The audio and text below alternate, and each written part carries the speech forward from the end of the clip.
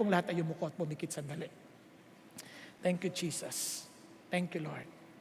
Sabi ng Diyos sa lahat ng gagawin mo, dahil mahal mo ang Diyos, mahal mo ang iyong kapwa, tulad ng pagmamahal ni Jesus sa Kanya.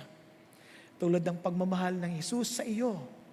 Hindi tinatanong ng Diyos kung gaano mo siya kamahal. Ang dapat mo maintindihan para magmahal ka ay kung gaano ka kamahal ni Jesus. Na handa niyang ibigay ang Kanyang sarili. The God who never experienced pain was willing to be tortured, to be hurt and harmed by the very people He created because He wants to save them. Yun ang pag-ibig. Yun ang pag-ibig ni Jesus. Ang sabi ni Jesus, love one another as I have loved you. Kaya ang tanong ngayon, anak, kapatid, huwag mong piliting magmahal sa iba. Piliin mong magmahal sa iba.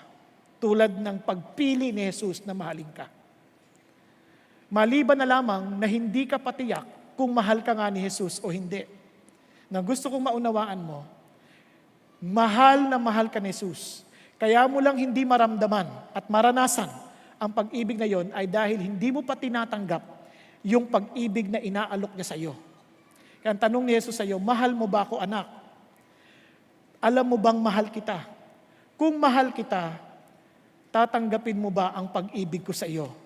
At kung tatanggapin mo, inaamin mo ba na hindi mo kaya na mapunta sa langit sa pagsunod sa aking utos, kung kaya't kailangan mo ako na tumupad nito para sa iyo?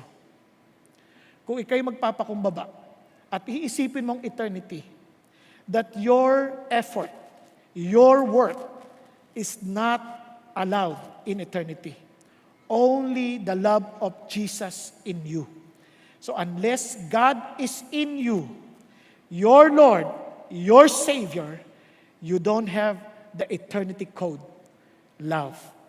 Kaya kapatid, gusto mo bang makatiyak na meron kang ganong code sa buhay mo? Tanggapin mo si Jesus. Tanggapin mo si Jesus sa buhay mo. At sundin mo ang kanyang sinasabi. Alamin mo ang kanyang kagustuhan. Gawin mo ang kanyang pinagagawa. At sa lakas na galing sa kanya, at sa biyaya na galing sa kanya, matututo ka at lalago kang magmahal. Uunlad ka sa kaunawaan ng pag-ibig. Thank you, Jesus. Father God, kilala niyo po ang bawat sa amin dito.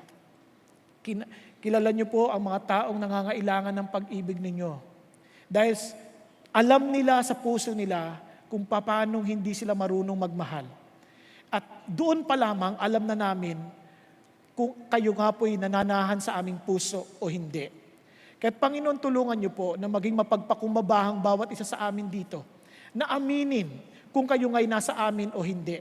Kadalangin ko, O Diyos, na tunay nga pong pagharian niyo po yaong pong mga kumikilala sa inyo bilang kalang Panginoon na tagapagligtas tulad ng sabi ninyo.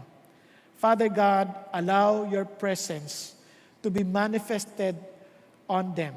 Kaya lang, dalangin ko, Panginoon, to allow them to accept you as their Lord and Savior. Salamat po, Panginoon.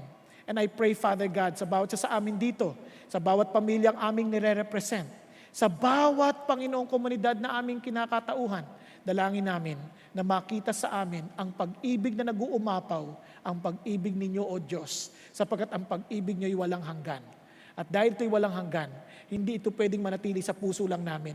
Dapat namin itong ibahagi sa ibang tao. So Lord, allow us, Father God, to be known as a people of love because we belong to you. Thank you, God. Bless your people. Bless everyone in this auditorium and allow your name to be honored and glorified as we express your love towards others. In Jesus' name, amen and amen. Praise God.